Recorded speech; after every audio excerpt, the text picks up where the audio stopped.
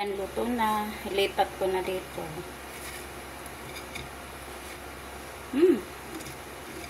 Ulam namin. Pagkain.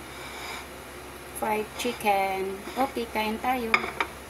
Good morning, mga kabs. Ito, marinate na nga pala ako ng manok.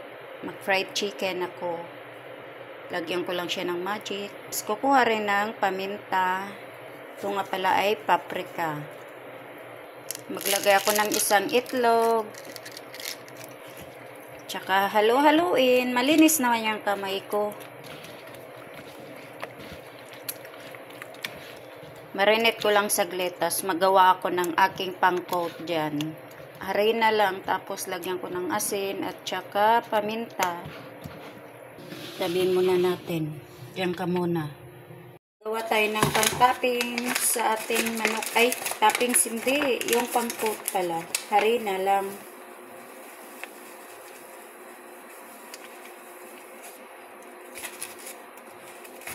Tapos, lagyan natin ng paminta. Damihan natin. Ito. Siyempre, halo-haloin.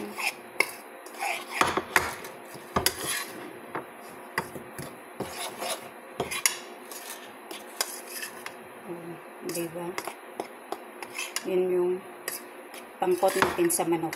Gawa tayo ng ating ulam pang almusal. Lang naman gumawa ng fried chicken. Kahit hindi naman ganun ka-crispy, at least marunong tayong gumawa.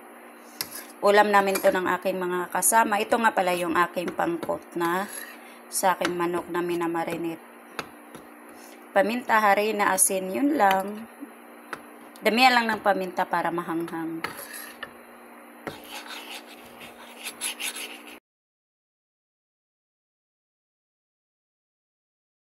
Maya konti, magluluto na ako ng aming ulam.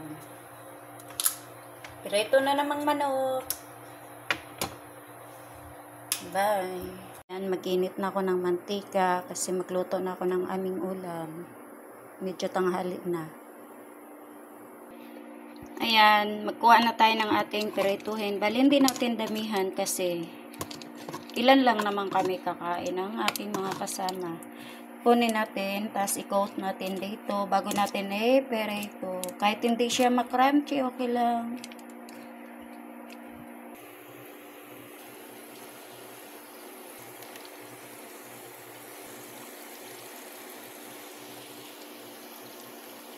Ayan, hainin na, luto na siya.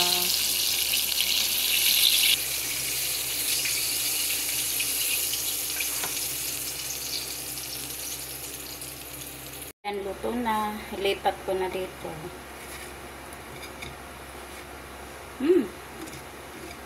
Ulam namin. Pagkain. Fried chicken. Okay, kain tayo.